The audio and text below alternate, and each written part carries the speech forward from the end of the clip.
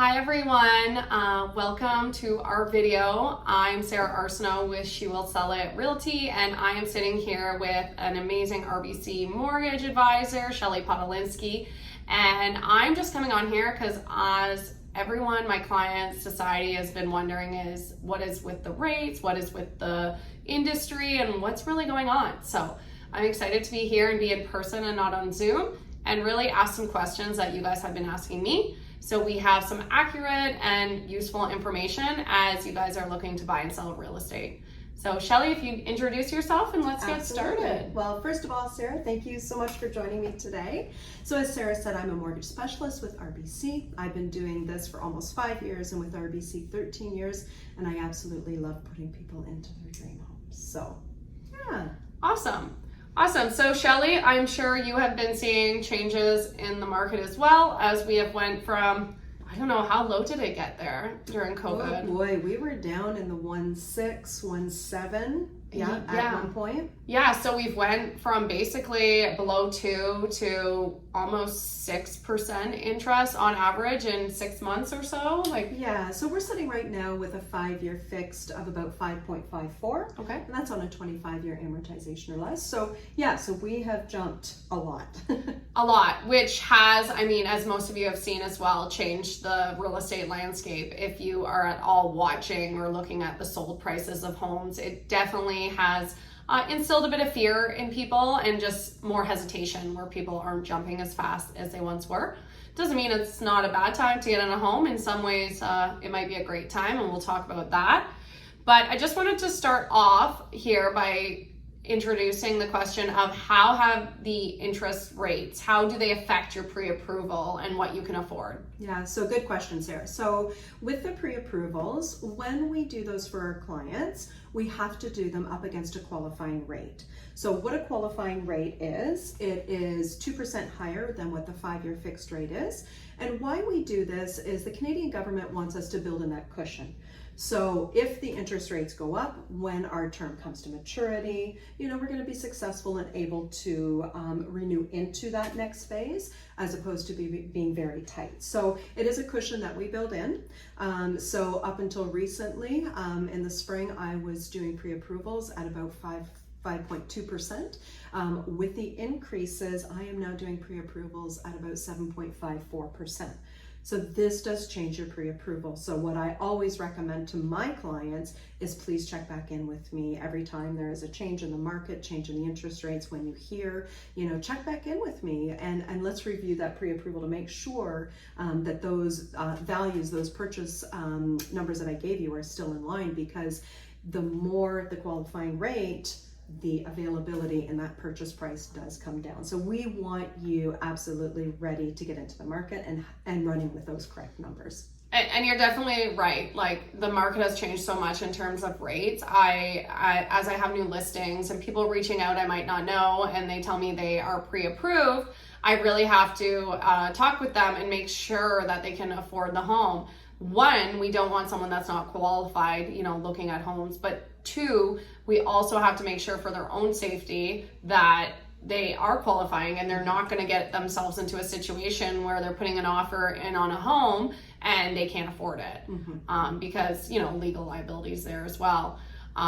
So this is a great warning for anyone who has maybe been pre-approved last year and just assuming, well, look, the market's great right now, it's a bit less, I can afford something. Mm-hmm. Check back with your mortgage agent and make sure, as that qualifying rate has changed, it's not bugging them. You need to call Shelley, you need to call your agent and make sure that what you are looking at, you don't even have to. I've had clients lately where we had to adjust kind of their price point as buyers. Mm-hmm. Maybe they were looking up to $450 and now their budget is $425.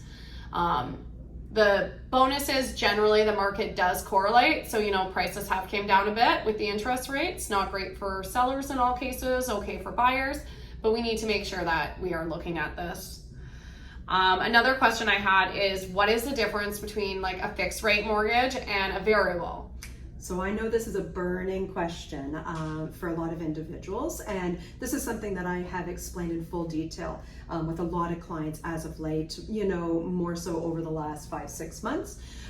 So simply put, a fixed rate is your payment will not change, your mortgage payment will not change, the mortgage rate will not change, and at the end of your term, so whether it's 2, 3, 4, 5 years, you are down that amount of amortization. Whereas with the variable rate, the way that works is a spread below prime.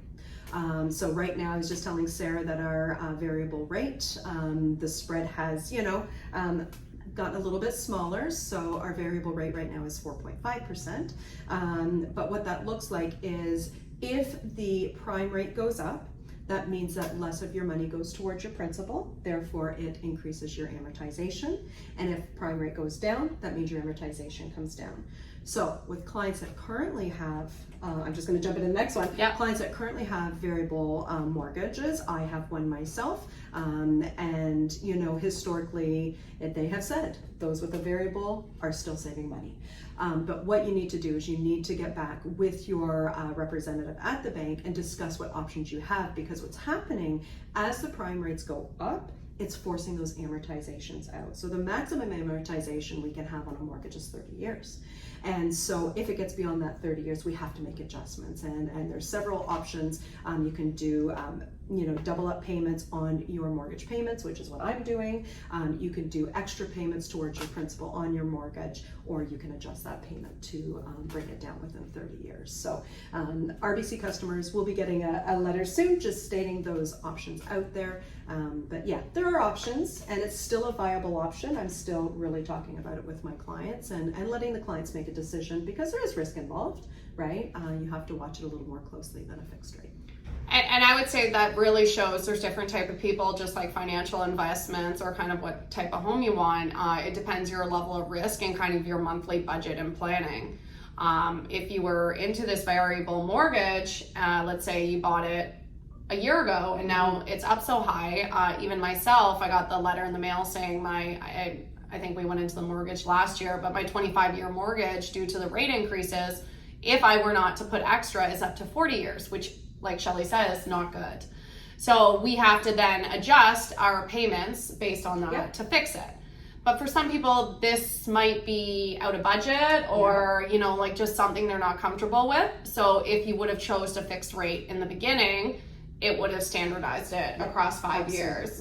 So that's where, having those details from your mortgage professional, ask the questions and, is this something that you're willing to take on? And I think it's important to note as well that you do have options. When you're in a variable, at least, you can always switch to a fixed, correct? Yes, that is correct. You have a one-time option throughout the term of your mortgage to switch into a fixed rate, but it'll be at what the current rates are at that time. Exactly. So if somebody went into a variable last fall when fixed rates were low, but you chose a variable, if you're switching into the fixed now, you're subject to the rates as of today. Correct. And I guess that's where we'll see what the Bank of Canada does and things like that. But at least generally fixed and variable rates can be drastically different. It depends on the economy and prime and everything like that. So if we as clients saw, or any client with your own bank saw that variable was going much higher, at least you have that option. That is correct. Where when you are with fixed, and again, better for some people, but you can't go to variable. No, you can't go backwards. So at least there, if we are in variables, for anyone feeling the pinch right now, and know that there are options, and talk to your mortgage representative to figure out what's best for you. Because I've been stung, and I'm sure we all have both ways, where I've been in a fix right before COVID, locked in at 2.89 because rates were going up, as they said, and COVID hit, and then I watched everyone getting 1.3 mortgages. So there is both ways. No one has a crystal ball, just like the stock market, and it's whatever's right for the client in front of us. Just like buying a home, there is no right or wrong time. It is depending on that client and what's right for them. Yeah, absolutely. Now, I guess this leads to the question of, do you foresee more increases in the fixed and the variable and rates coming up in this next 12 months? So like you said, We wish we had a crystal ball. Yeah. I wish I had a crystal ball every day. We do not. But there is leading indicators stating that yes, we are still going to see some increases in the market. Maybe not as drastic as we have, come to know in the last 2 months. Where they're going to end up, not really sure. We could end up in the 6, maybe low 7s before we start to pivot the other way. But yeah, we're still going to see some increases. But you know what? I think it was needed to slow this inflation down, and with the cost of homes dropping, it will equal out, and there is no wrong time to get into the market. So, yeah. Yeah, I think you're definitely right, and we can't predict. So you just really have to go from there and do what's best for your family. I mean, home ownership is still right now cheaper than renting in most cases. Exactly. So it's something where, and I've always advocated for this, but if you ever have the means to do a double payment, to do a lump sum payment, you need to, and that helps you get ahead if rates were to go higher, because at least right now, even if you're in a fix, it's locked in. Absolutely. So you're affecting your principal. Even if it's $100, I mean, there's lots of, I do them more than I probably should, but those calculators online where you can put in, what if I paid extra $100 a month? Yeah. And it is insane how much over 20 years that'll bring your interest down. So if you can make those actions now, let's say in 4 years, and your rate is higher, and maybe you can't do it, at least then you have options to refinance for longer, or options. Talk to your realtor, talk to your mortgage agent, or someone in this financial world. It can be definitely very confusing at times. Absolutely. But I think the more you know, that is power. Educate yourself, learn all about it, and then you get to make the best decisions for you and your family. Agreed. I remember our first home, and I think our payments were maybe $600 a month, and I didn't even think to, double up payments. I'm like, wow, if I would have done that then, how much further? Absolutely. If you look at how mortgages work, again, not getting into the nitty gritty, but you're paying a lot more interest at the first than at the end. Yeah. Exactly. So I have clients that come back to me and they're, wanting to resell in like a year, right? Like, especially first time home buyers who life changes. And they're surprised to see they haven't checked their mortgage balance, and surprised to see they've paid off almost nothing. Yeah.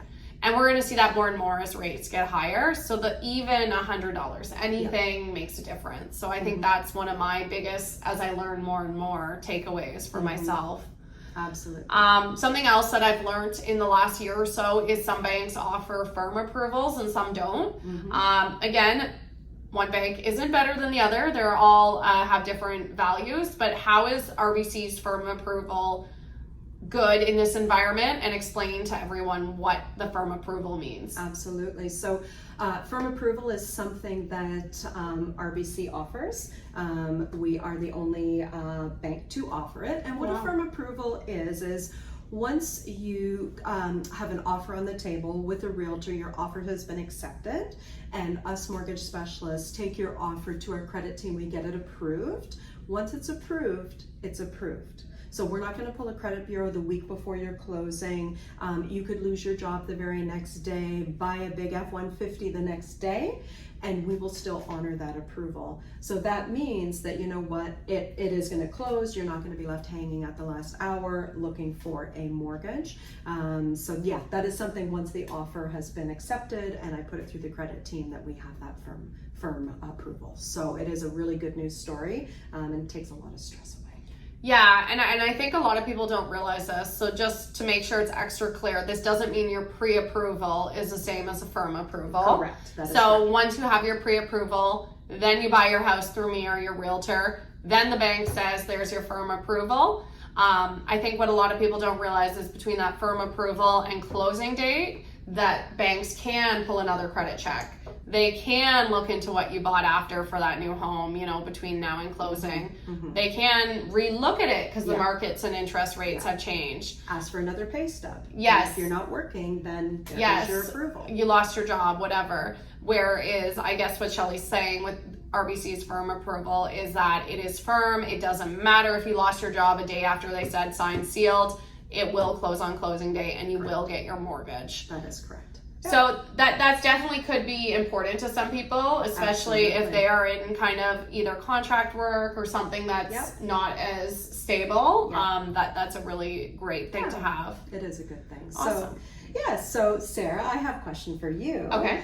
So as a realtor in this market, can you share with us, where we've been the last 6 months and the transition and the change in the market that has happened? Yeah, I mean, it's been a huge change. One, it's been change in season. We went from winter market to spring, then summer market. But two, thrown into that, as you've seen, the rates have shifted. So I would say in some ways the market is harder. I mean, 6 months ago, a year ago, we had 10 offers on the table, offer dates, holding offers. That can still happen, but it's happening less and less. So oftentimes homes are going up and there's no offer date anymore. It's just putting it at a fair price. And at that point, sometimes there's multiples, sometimes they're not even getting offers for a week or two. I think the shift in the interest rates has also left a lot of sellers expecting, we pull our comparables and they say, well, I want the money that home 90 days ago got. Right. And we're like, but today is a different market. So 90 days ago, the interest rates were half of what they are today. So that is going to affect buying power. We're also seeing, on top of all that, we don't talk about COVID as much right now anyways, but all in our market anyways, the people coming in have changed or died down. People are getting back to traveling. They're getting back away from the remote work or going to the workplace. So personally, I'm seeing less people wanting to move to Sarnia when there's things in the city. Just like the Toronto market is seeing more and more people wanting to live in the city and migrate back, whereas we saw it the opposite way before. Okay. So that's affecting things. I work with a lot of investors as well. So I'm going to say a lot of the newer investors too have been more like, well, the cap rate isn't there. Or, like, we were looking, everyone wanted a 5% cap rate before. Now you need 7 or 8, right? To make it make sense in terms of investments. But I would say, especially as investors or as home buyers right now, it is a great time because these homes in some cases are sitting there. And in some cases, we're seeing homes where you might have bought a month ago and they need to sell. So they're stuck. They need to sell, but their home isn't selling. Yeah, that makes it tough. It makes it tougher. I mean, it's a more balanced market. It's nicer for that reason for clients. It's a little fairer, but it's expectations versus reality is the biggest thing I feel we're facing right now of getting buyers and sellers on board of facing the reality and the landscape we're in today. Okay. Yeah. Is what I would say is the hardest. Summer is generally sometimes a bit slower anyway, especially July and August with people going away. So I think it'll be interesting to see what we're seeing in the fall. When especially locally and everywhere it tends to pick up because people want to be moved in by Christmas, right? Absolutely. And I am noticing too that there is more inventory. There's more inventory coming to market, whereas before there was very little. Yeah, I think I have a lot of friends in the Toronto real estate, and since like 2013, there's been like less than 3 months of inventory. And in some areas of Toronto right now, they're seeing about 4 months of inventory. Wow. So the first time since 2013. So I mean, I think it's really showing how, is it stopping inflation or is it just putting a huge crunch on the housing market, which fuels a lot of the economy? I don't know, and we won't know that for a few months. So, I think these are all important questions and discussions to have with the people. I think we're too quick to just read the news articles or, this bank says this bank says that, the Bank of Canada, what they're going to do. And then the news is very good at getting us scared, right? Getting us in this tizzy of what's going to happen, where we need to sit down and talk to the people that have the resources, your realtors, your mortgage brokers, the people that know what's going on, right? Use your resources, get that information. And just note that when anyone tells you what your home is worth, what you can afford, it's all volatile. So it can change. It can change. Don't expect if I told you your home was worth 400 today, it's going to be worth 400 6 months from now. Yeah. And at the end of the day, it's all about the market, right? Absolutely. What the bank will give you, what the market is willing to pay for a home, everything has a price tag and a lend rate, I guess. So yeah. Perfect. Awesome. I think that's all I have for you today. And I mean, we could dive into this in so many different ways. Maybe we will another day, but I hope this was really valuable for everyone. I'm so glad Shelley from RBC could come and talk to me today. If anyone wanted to reach out to you from this video, how can they contact you? Absolutely. They can reach me either by email, and that's SHELLEY.Podolinsky, that's PODOLINSKY @RBC.com, or on my cell, either text or call me at 519-918-5715. I'd be more than happy to help. Awesome. And if you're anything like me, text is usually easier on the first. I mean, I'm usually in a business meeting on a call or with my family. So feel free to text, even if it's 10 at night. Joys of text is we can always reply the next day, right? Absolutely. And mortgage agents, just like realtors, work all hours. So weekends, nights, whatever it might be, give us a message and we can always get back to you whenever we're free. So thanks so much for stopping in and watching this whole video. And I hope we provided you some insightful information.